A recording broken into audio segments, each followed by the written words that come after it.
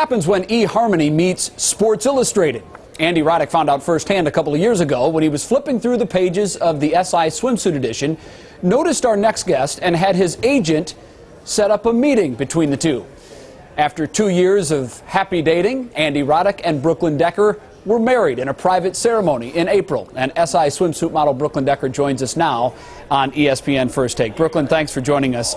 Let's go back to the first contact that anyone had to you about Andy Roddick. What did you know about Andy before you'd met him?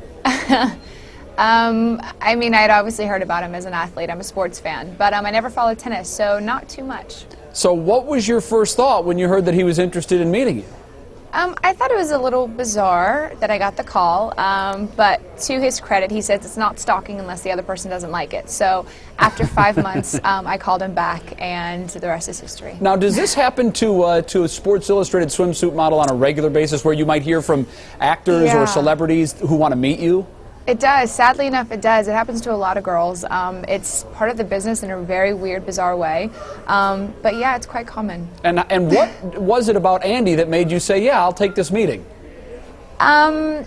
Well, after a few months, my agent kind of convinced me to call him back and said, well, worst case scenario, you have a bad first date. And obviously, you know, it was better than that. So, yeah, it was my agent's convincing to well, it seems to have worked out just well for the two of you. Yes. Obviously disappointing finals for Andy as he lost to Roger. What is he like after a disappointing loss? You know, it's part of the job, and you know, you have your bad days and your good days, and that happened to be a good day with not the result he wanted, but he handled it quite well. What's the one thing about Andy Roddick that most of his fans would be surprised to know?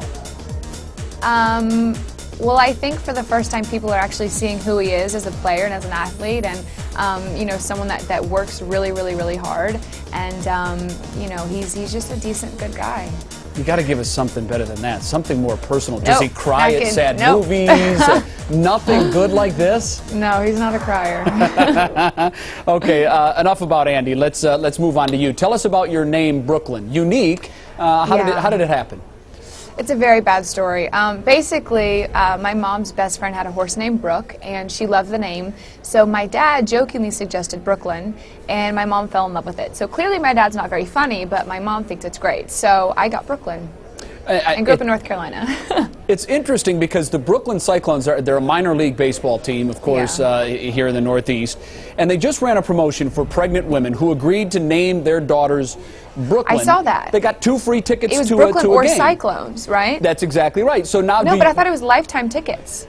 You get 2 free season tickets for life. Okay. Right, exactly, yeah. Do you think that your parents should get them retroactive?